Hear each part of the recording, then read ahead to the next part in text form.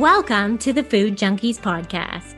Here, we aim to provide you with the experience, strength, and hope of professionals actively working on the front lines in the field of food addiction.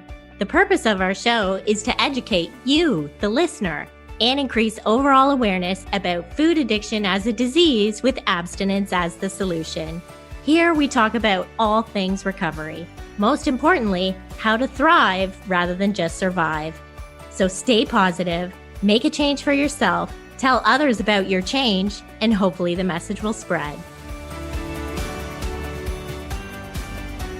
Is AA still effective in today's world? What does the research say? Welcome to the Food Junkies Podcast. My name is Dr. Vera Tarman, and I am your co-host today along with Clarissa Kennedy. Dr. John Kelly is the Elizabeth R. Spallin Professor of Psychiatry and Addiction Medicine at Harvard Medical School. He is the director of the Recovery Research Institute at the Massachusetts General Hospital, the associate director of the Center for Addiction Medicine at the Massachusetts General Hospital, and program director of the Addiction Recovery Management Service. Dr. Kelly is also a former president of the American Psychological Association's Society of Addiction Psychology and a diplomat of the American Board of Professional Psychology. He has served as a consultant to U.S. federal agencies and non-federal institutions, as well as the United Nations.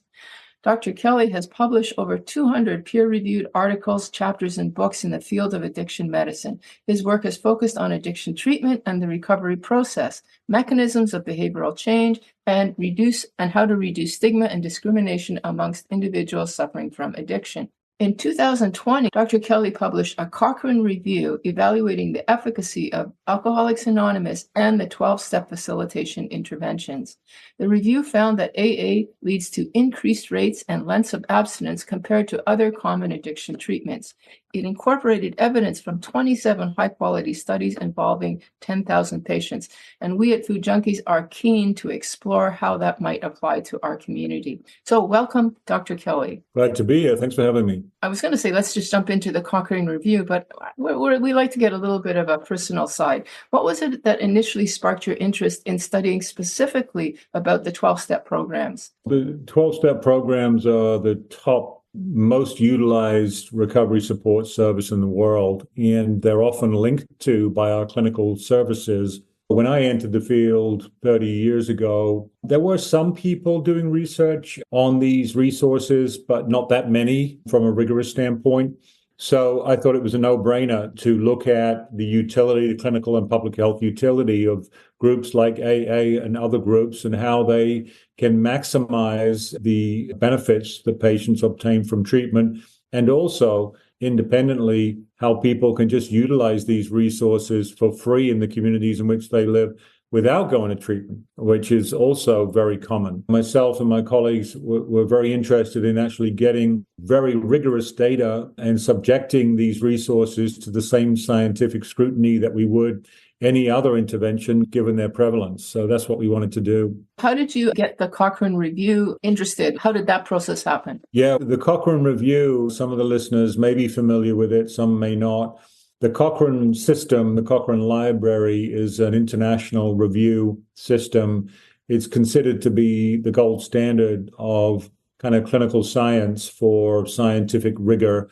So if something gets into the Cochrane Library, it means it's very thoroughly vetted from a scientific rigor standpoint, and also the results are to be taken to heart, as it were, in terms of the degree of confidence that you can have in the results from these kinds of reviews. So they're considered to be the gold standard.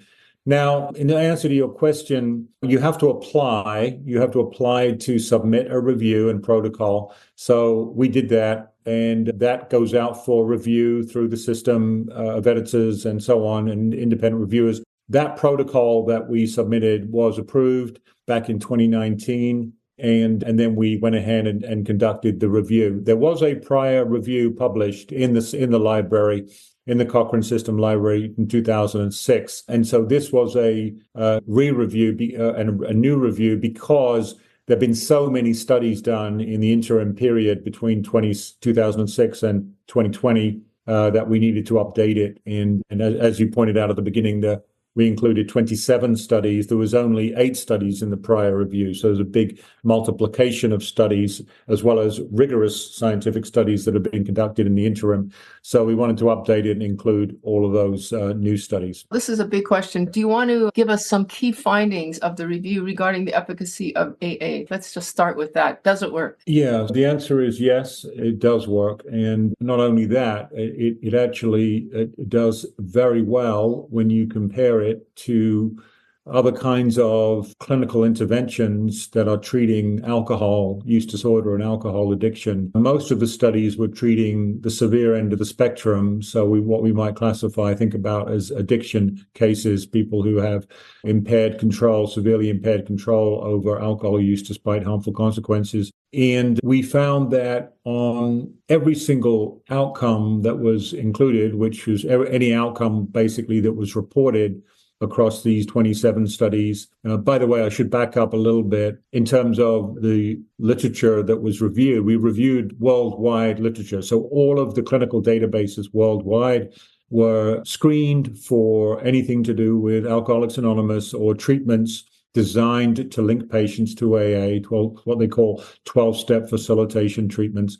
And so all of the databases were scanned and to find abstracts related to these topics. So there were something like 12,000 initial abstracts that then were whittled down to the final batch. They had to be a certain type of study. In other words, they couldn't just be correlational. They had to be experimental, or if they weren't experimental, they had to have discrete comparison groups that were prospective. So they had to have distinct treatments, and then patients were followed up over time. So it had to be that kind of design. But it just so happened that the vast majority, 95% of the studies, were randomized controlled trials. So they were randomized clinical trials.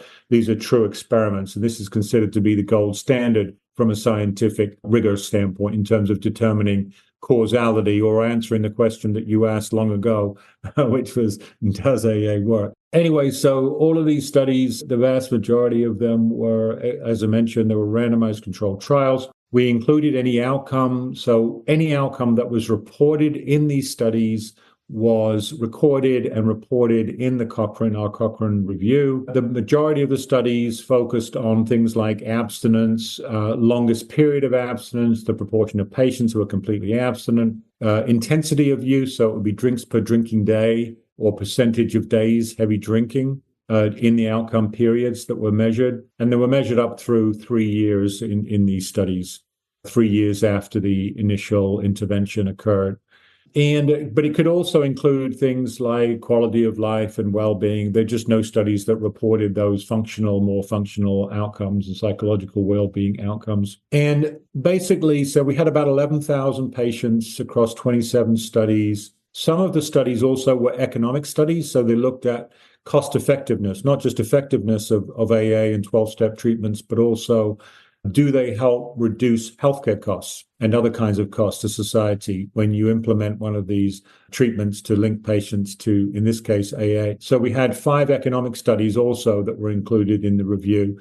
Of those 5 economic studies, 4 of them also included clinical outcome data. One of them was purely economic. So that was the batch of studies, and we found over anywhere from a few months to up to 3 years that patients that were linked to AA, so these were alcohol patients, again, mostly on the severe end of the spectrum, when they were randomized to either receive a linkage to AA or to another kind of treatment like CBT or motivational interviewing or family therapy, patients who were linked to AA did as well on every single outcome except abstinence and continuous abstinence and remission, where they did substantially better. So they had about 20 to 60% higher rates of continuous remission across 3 years compared to patients randomly assigned to cognitive behavioral therapy or another kind of therapy. Otherwise, they were similar in terms of their outcomes, a little bit better on drinks per drinking day as well. Where there were differences, it tended to favor the 12-step condition.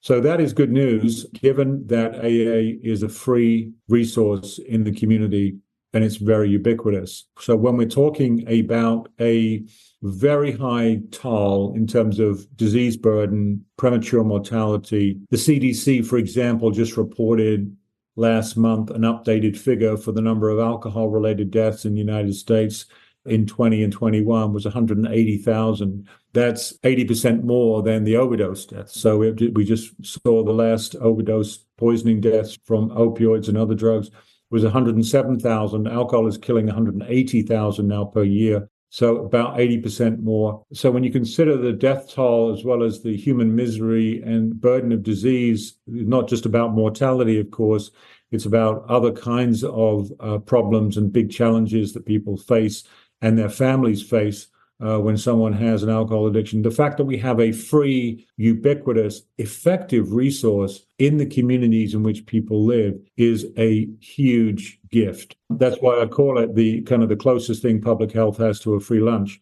because of its potential utility. The other thing just to mention, as I alluded to, is the cost effectiveness. So not only did it produce better outcomes where there were differences, particularly in terms of continuous remission, but it also reduced healthcare costs in the region of $10 to $15 billion per year for those patients assigned to the 12-step condition. So that's good news, both in terms of clinical utility as well as reducing the burden on the healthcare system. Given this success, why is it that people are so resistant to this? What's the resistance then to AA, given these numbers, given this astounding success that you've shown? Why is the medical community not pushing this? I think it's the quasi-religious aspect of AA makes people nervous about it, about sending patients there. The fact that it contains explicitly religious language, even though, of course, AA and 12-step organizations refer to themselves as spiritual organizations rather than religious. They're not religious organizations per se, but rather people just pick and choose their own spirituality under the auspices of a 12-step organization. And there are many agnostic and atheists in these groups. So I think that's the main barrier, is that there is concern about this conflating religion with kind of clinical treatment. And I think that's why I think there's some resistance, even despite the fact that there is now very clear and strong evidence in favor of their utility. Do you think that AA is accessible to people who are non-religious? Yeah, there's lots of research that shows that people who are agnostic or atheists do benefit from participation in AA and other 12-step groups. They're less likely to go initially because of that. So it's a barrier for some people right out of the gate in terms of attending because they perceive it to be religious. But for those who actually attend, they do as well, who are atheists and agnostic. So you don't have to have that inclination or even be open to religious or spiritual ideas to benefit from AA. But it is a barrier for some people in walking through the door. Do you think that AA could work for anybody and everybody, or is it more tailored to extroverts, people who like groups? Why does it work for some people and not others? I think we've tried to look at, and many people have looked at, kind of predictors of it, initial attendance, predictors of engagement, predictors of retention, etc. The one clear indicator that seems to trump all the others is severity of addiction. So if you are more severely affected historically by addiction, you've got a severe clinical course, you've got big challenges because of your alcohol or other drug use. People, regardless of whether it's AA, people utilize more AA, they utilize more treatment, they tend to stick more and go for longer because essentially they need more resources to help them. And the fact, again, it's AA, because AA and groups like AA are so ubiquitous, it makes it a good resource for people to utilize because it's populated with peers with lived experience who know how to stay in remission, stay sober, stay in remission, and not only that, be able to handle the demands of recovery and sobriety.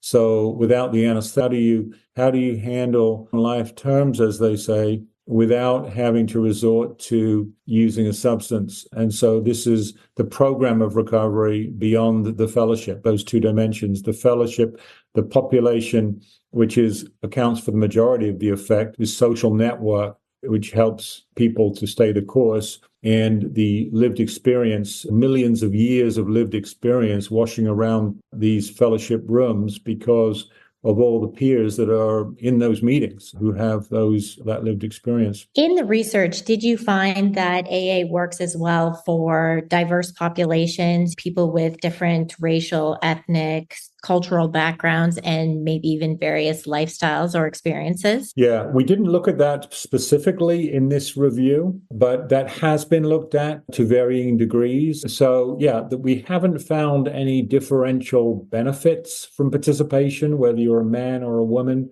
whether you're a sexual minority, whether you're of a different racial ethnic group.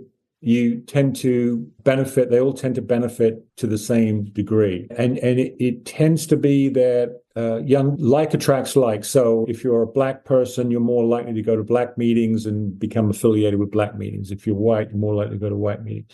If you are gay, lesbian, you're more likely to go to gay, lesbian meetings and do better there. You're more likely to get engaged by that. If you're a young person, you're more likely to get engaged by groups where there are other young people there. So there is that affiliation, birds of a feather flocking together kind of idea.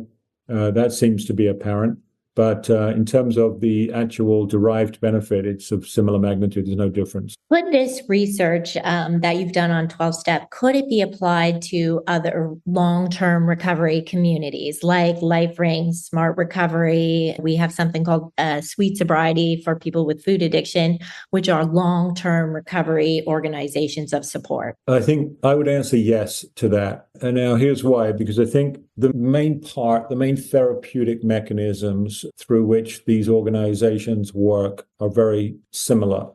I think there are three major pathways, three major mechanisms. That is motivation, coping, and confidence. And the key with any kind of chronic illness, which is susceptible to relapse over time, which these addictive disorders are, you need some kind of ongoing chronic recovery support service, if you will. Not for everybody. This tends to be for those who have been more severely impacted by the disorder. So people from a diagnostic and statistical manual perspective, people in the moderate to severe end, but definitely on the severe end, they tend to need more of these services over time to be able to stay in remission, because recovery in the early months and years for those individuals is unstable. It's more unstable because there is, more impact in the central nervous system. It takes longer to recover. And also their lives have been more severely impacted. So it takes longer for their lives to get back on track. So they need more support over a longer period. Typically, on average, this is what we see. And I think groups like Smart Recovery, Life Ring, Women for Sobriety, all these other different flavors of recovery mutual help, as well as recovery support services like recovery housing, recovery coaching, recovery community centers, all these new services which have emerged in the last 30 years, designed again to address the needs of individuals after that initial period of stabilization to help them stay in recovery. I would argue that they would confer a similar benefit if people can access them and utilize them. And I think they work in similar ways. So they confer the same kind of benefits. They help to keep motivation for recovery high through reminding people. They remind people of what their life used to be like in active addiction through listening to other people. That people get reminded, whether they like it or not, they're going to get reminded. And that can be a healthy adaptive reminder. It also boosts cognitive and behavioral coping skills. So they learn through the exchange of information and role modeling how to stay sober, how to handle situations which are high risk. And then the other one is self-efficacy, which is this confidence, people's faith in their ability to be able to stay in recovery for the next 24 hours or next week or next month. It tends to do all those three things. It tends to continually mobilize things. And if we know anything about addiction, it's susceptible to relapse, particularly up through this first 5 years.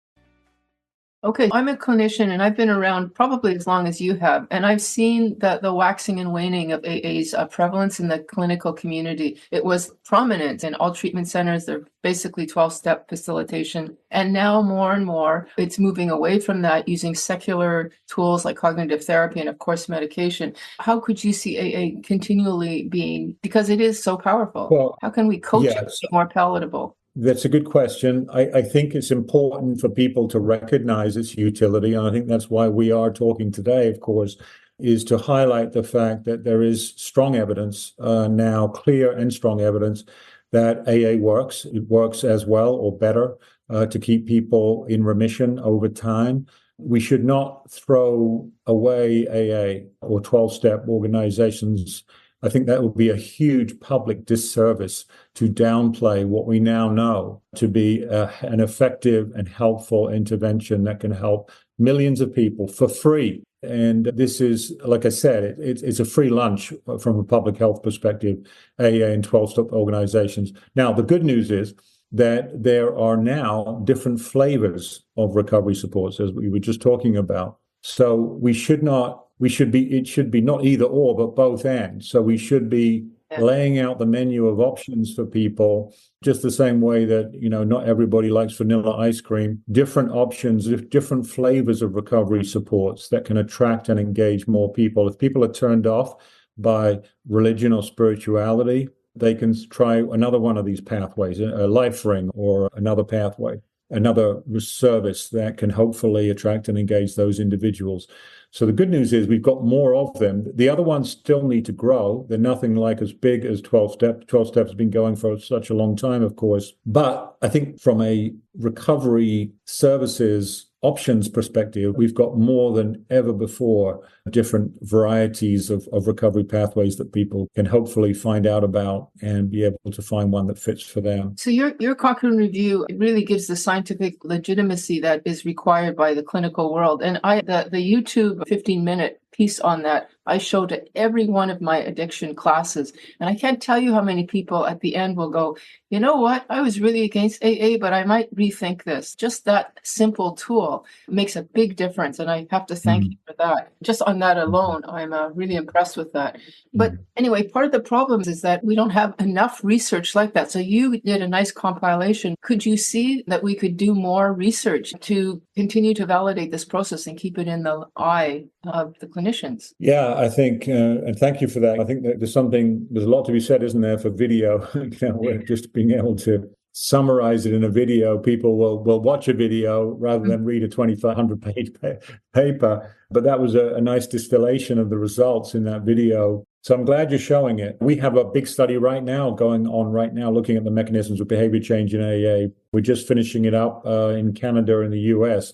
So again, we're trying to find out more about how AA works and for whom, when. So to understand more about who in particular may benefit or not benefit, over what period, and what the mechanisms are at different points in the recovery process. We know early on, for example, that people need a lot of learning. They need to learn skills. They need to learn the skills of recovery. How do you navigate high-risk situations without picking up a drink or a drug? How do you do that? So early on, there's a lot of cognitive behavioral skills learning and rehearsal and deployment in high-risk situations. So people are learning how to stay sober. Once they get past that kind of first year or two, it's a different paradigm. Oftentimes, people know how to navigate high-risk situations. They've often created a lifestyle which is supportive and conducive to long-term recovery.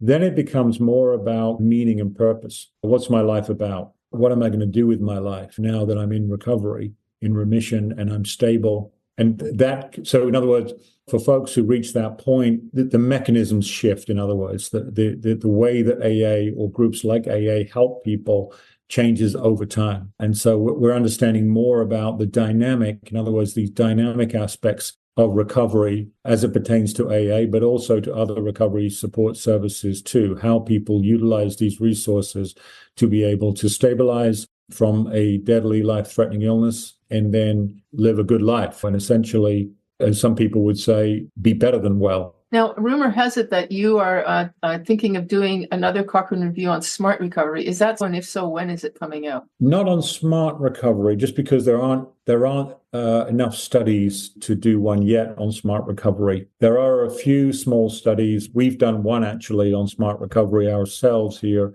a 5-year study looking at smart recovery. But there are just too few studies at the moment to do Cochrane Review. You'd need a certain number of high-quality studies. We're just not there yet. But there has been one systematic review, which I was an author on, conducted by colleagues in Australia, who basically concluded that there was only preliminary data yet on smart recovery. But again, I would argue that for people who select into smart recovery they will do as well as people who select into AA because it fits with their goals.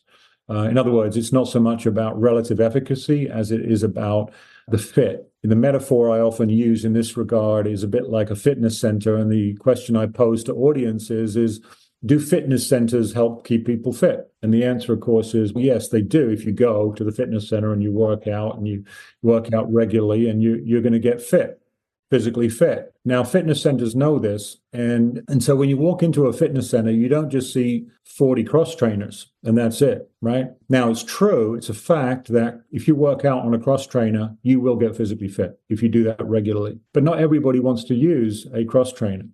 So rather than 40 cross trainers, they've got 40 different classes. They've got swimming pools, they've got courts, they've got all kinds of racket sports, they've got all kinds of physical fitness equipment. Why?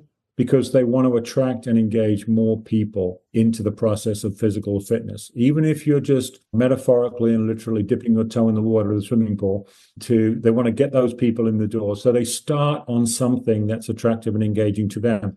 The way that recovery support services has gone is similar to that, is that we've said, now it's true, AA works. It's like the cross trainer of recovery. Maybe it is the cross trainer of recovery, gets people fitter for recovery than anything else. But if people aren't willing to get up on the cross trainer, then we lose those folks. So how do we provide more kinds of things that can get them fit for recovery? So offering more options, more classes, if you will, on the recovery spectrum of how do we get people in the door of recovery, getting them involved in something that may be attractive and appealing, just in the same way as fitness centers utilize everything and anything to get people into the process, get them started on some kind of fitness journey, get people started on a recovery fitness journey, if you will. Oh, I love that. And I think you're really speaking to the many pathways of recovery. And I want to shift gears here a bit. And as the director of the Recovery Research Institute, I'm curious, what are your thoughts on harm reduction? And why do you think in the field, I am also a clinician in the field, and it's often like harm reduction versus abstinence? And any thoughts on why that might occur as well? I think historically, when you actually look under the hood of harm reduction and recovery, they're really on the spectrum. They're really on the same spectrum from pre-contemplation to action to maintenance. And this is where I think harm reduction is critically important, because we need to keep people alive for them to get into recovery. And so we need to do whatever we need to do to enable that and facilitate that and promote that, of course. I think ideologically, there's a bit of an ideological camp at the extremes of both of as there often is in many things in life and society, of course. And I think the same has become true in terms of harm reduction. It's not either or, in my view, but rather both are incredibly important paradigms. And so we should embrace everything and anything that we can use to save people's lives and then help them move towards better health and functioning. And I think I've definitely heard you speak before about recovery trajectories and what somebody who first enters recovery looks like, and why that might validate the need for harm reduction, because it's not this one and done, I decide to stop and I'm finished. So can you share with our audience a bit about what is the actual recovery trajectory for someone who decides to stop use?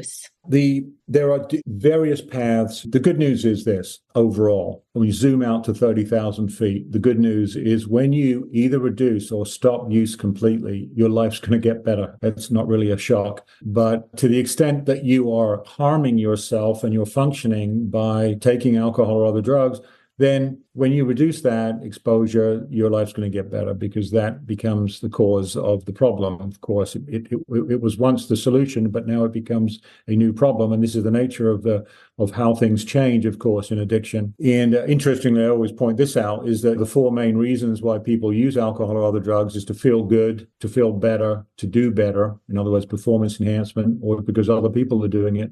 And then I often pose the question, what are the four main reasons why people stop using alcohol or other drugs? It's to feel good, to feel better, to do better, or because other people are not doing it. So they're the same four reasons, except that once upon a time, the train left the station and you're going on this fantastic journey and everything's really exciting. The train at some point becomes derailed and it crashes and burns and you want to get off. And so what starts really well ends badly. And this is the nature of addiction, of course. So these different trajectories, when we zoom out, we see people's lives improving year over year when they are in recovery, even controlling for age. So when you take a 40-year temporal view of somebody anywhere from a few weeks up to 40 years in recovery, their lives are getting better and better, even and happier, and their quality of life is improving year over year when they stay in recovery. That's the good news. In particular, the first 5 years, steep improvements in quality of life and functioning, and it shallows out thereafter, but it still increases. Now, what we also know, and I think you alluded a little bit to this, and the segue was from harm reduction. Not everybody stops use of all substances who have a substance use disorder. Interestingly, we find people with the most severe problems who've been most severely addicted and impaired, those individuals tend to abstain completely from everything. I think that's our kind of classic default paradigm, is you got to quit everything and stop me. That is true, but only for the most severely addicted individuals. What we find also is people at the lower end, less severe end of the spectrum, who have not suffered as greatly, have not been as impaired, they may stop their primary substance, which has caused them most of their problems, but they may use a secondary substance or even a behavioral. They may have a gambling or sex or food or exercise that may be a kind of compensatory behavior that enables them to cope in a kind of a harm reduction, you could argue, is a kind of a harm reduction kind of way. Whereas they might stop their primary substance like alcohol or cocaine or whatever it's been, because that has been a clear standout in terms of causing them more problems. But those individuals, too, improve in their functioning and well-being. Not as much as people who are abstinent, but it does significantly improve. And individuals who are in remission, but who are still using, their remission status is less stable, as you might guess. So people who are completely abstinent, if you look at them 2 years later, they're much more likely to be in remission than people who are in remission but using a little bit. So a kind of more of a stable path is abstinent remission, but not everybody chooses to be completely abstinent. But again, those individuals, hooray for those individuals, because they're making progress, they're changing the behavior and hopefully feeling better. And also the people who care about them also feel better that they're making progress. So it's all good news. It's just different pathways for different folks over time. And those people who maybe are using a little bit, they tend to migrate towards abstinence over time. People tend to end up abstinent more often than not. What about those people who have had continuous abstinence for some time and then decide, you know what, I think I might try to moderate a little bit? You've had some commentary about how that person may not actually be at the same risk. So maybe it's possible that they could moderate. What's your impression about that? It depends. It depends, again, on who that individual is we're talking about. It's hard to, again, it's the dilemma of averages. Within these average groups, of course, there's a lot of variability. What we do know is that when people abstain for months or years or even decades, if they are severely impaired and addicted when they stop, the speed at which they will regress back into the same kind of pattern as they exhibited when they stop, even though that can be many years ago, is much quicker if they've been severely addicted than if they've been less severely addicted.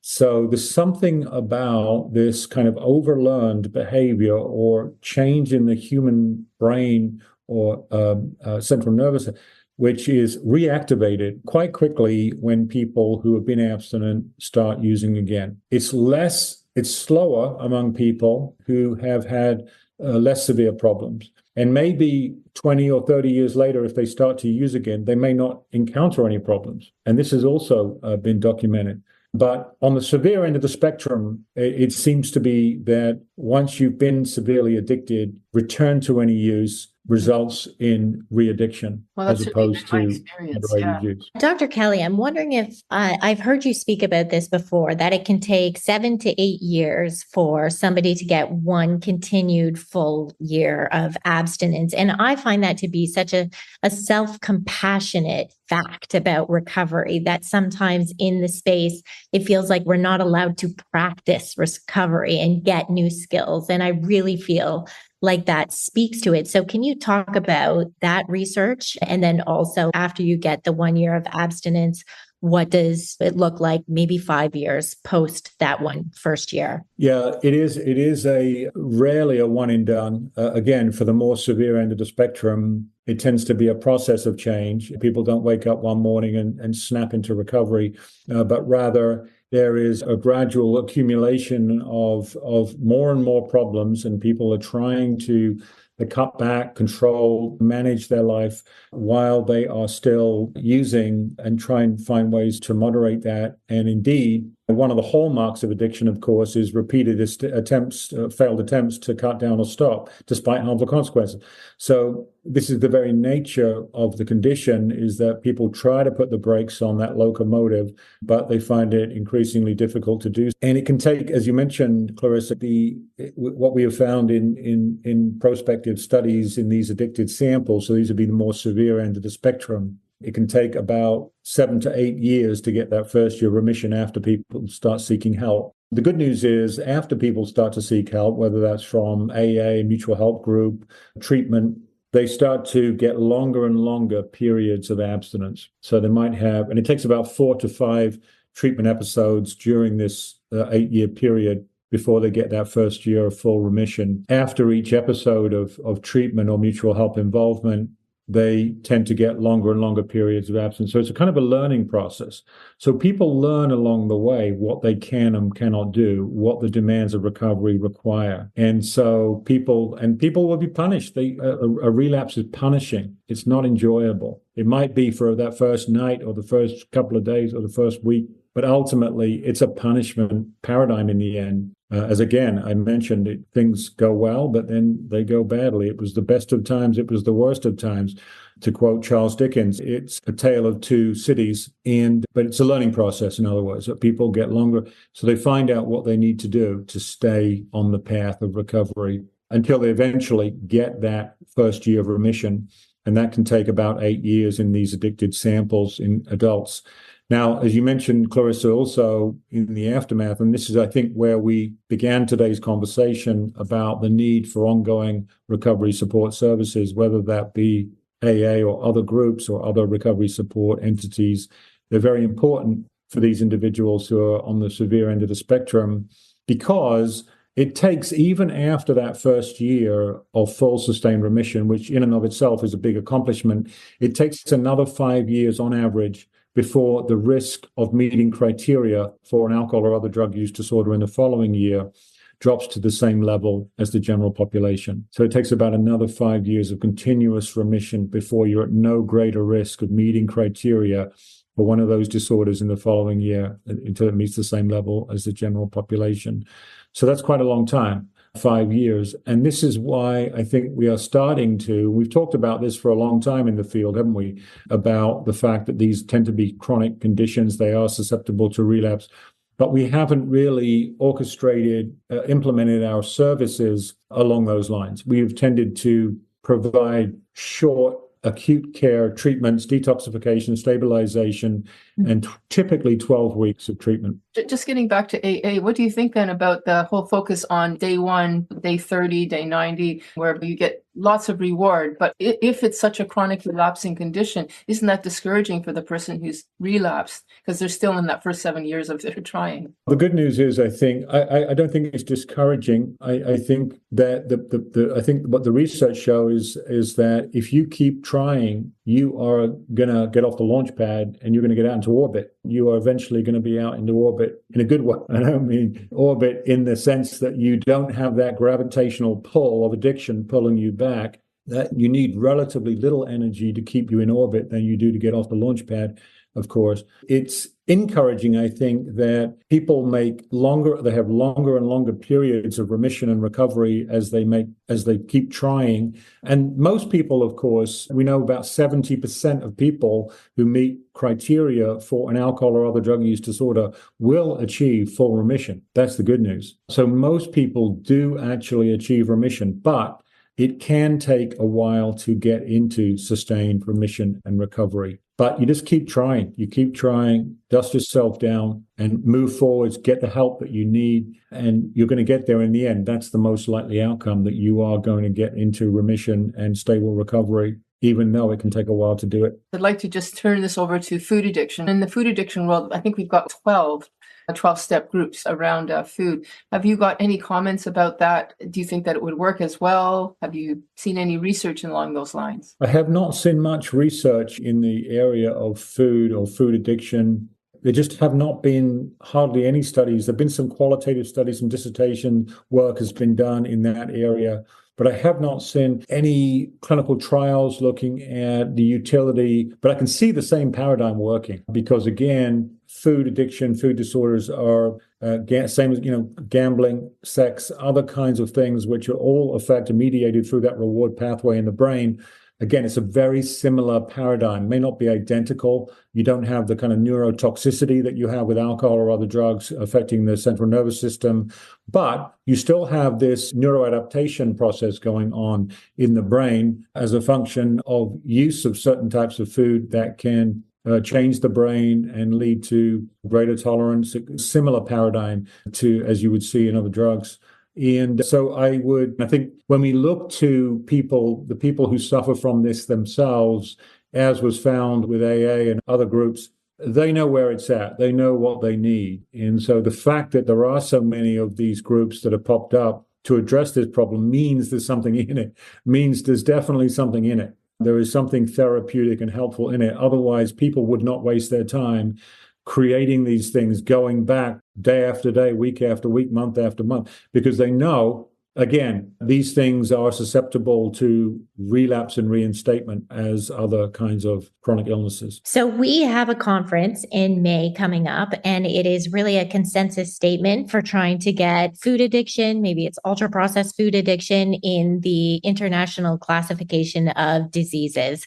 I just wondered if you had any thoughts on what might be next steps for us going forward, knowing what you know about the recovery research, maybe some areas we might need to explore more, or if you think this is going to be, we're going to face a lot of barriers trying to get this recognized. I think when you talk about, we get caught up sometimes in our language and terminology and concepts and constructs. So when you are talking about addiction, what do you mean is the question I would ask. What are you talking about when you say addiction? Now, typically we all tend to use the term addiction in a generic way. I'm an addict, or I'm an addiction problem, I've got an addiction problem. But there is a specific technical meaning, as I've been alluding to this morning, regarding addiction. That is to say, it's typically at the severe end of what we now classify as a substance use disorder spectrum that has mild, moderate, and severe subcategory in the category itself. Now, addiction, someone with two symptoms, we wouldn't necessarily classify as addicted. They may be on a path towards addiction, but they're not yet addicted. And whereas someone who meets for 10 out of 11 symptoms probably is addicted. In other words, they have got that classic phenotype of impaired control over use despite harmful consequences. That's really the sine qua non of the syndrome. And so you'd have to delineate, in my view, look to see how food addiction, to use the general term food addiction, how it maps onto those 11 or ICD symptoms, if you choose that ICD 11 or whatever it is, 10 or 11. Take a look at those and look to see how well it maps on to those. And would you have mild, moderate, and severe like in DSM? Would you have the same kind of thing? Is there kind of symptoms of withdrawal and tolerance? Do they still apply? Or is there continued use of food, and what kinds of food, despite harmful consequences, etc.? It tends not to be broccoli that people are eating, but rather other kinds of high fructose corn syrup infused things and high fat foods, high salt, these kinds of things which are very appetizing and have very high caloric density, which again, it gets into that reward pathway in the brain and become very habit forming. And there's no doubt in my mind is that people can really get hooked on those particular foods and look for those foods that are high density sweets and fats, and they have consequences because of it, but can't seem to stop. That's awesome. And I want to respect your time. So we just have a signature question to close up with. And I would say, if you were going to tell a younger version of yourself something about addiction or recovery, what would you say? to them? Oh, yeah. Oh, boy. You mean a younger researcher myself or? Just a younger version of yourself. What would you say to little John Kelly about addiction and or recovery that maybe might have made a difference to him at that stage? Well, I would say it's not as simple as it seems. That's amazing. That's brilliant. Not as simple as is that there's, in some ways it's simple, but it's not what you think always. And to be careful and learn a lot more about it before you come to your conclusions. I think a lot of people have their opinion about addiction, what it is and how to best address it. But take your time, educate yourself about it. And before you form, again, I guess this could apply to any area of life, couldn't it? That we all like to have opinions on things without the information to really inform those opinions. But I think take the time, I would say to myself, take the time to really learn about it. I think that applies to a lot of areas of life that I'm very quick to judge on, but not well equipped to do so, really. But we all like to have So I think I would say that to myself. Take your time and understand it before you form an opinion about it. And of course, education and training really helps us to have a better approach and a more modulated, fine-grained approach, more personalized approach to help people, because we know that, again, we have this single category of substance use disorder, but there is huge variability and also different phenotypes. We haven't been able to identify robust kind of phenotypes within that broad domain, but undoubtedly there are different types of addiction that people respond to different treatments to address. And this is what we still need to be able to figure out, is that which type of person, which type of addiction responds best to which type of intervention. That sounds right now, the best we can do. Yeah, right now, the best we can do is a bit like the fitness center analogy, is lay out all the different things out there that people could get involved in and let them select and pick the thing that is best fit for them. And I think that gives us hope in the meantime that people will find something that will be a good match for them. Thank you so much, Dr. Kelly, for being here today. It's been an honor to spend this time with you. Likewise. Thank you. My pleasure. Thanks for having me. Thank you so much. Thanks for joining us this week on Food Junkies, Recovery from Food Addiction. Make sure to join our Facebook group, Sugar Free for Life support group, I'm Sweet Enough. You can subscribe to our show in iTunes or Stitchers. That way you'll never miss an episode. While you're at it, if you found value in this show, we'd appreciate a rating on iTunes. Or if you'd simply tell a friend about the show, that would help us out too. Don't forget to pick up your copy of Dr. Tarman's book, Food Junkies, which is available on Amazon. If you have any additional questions, both Molly and Clarissa are food addiction professionals and work one-on-one with clients. You can find their websites and email addresses in the show notes. Be sure to tune in every Friday when our new episodes drop. As Vera loves to say, the power is ours.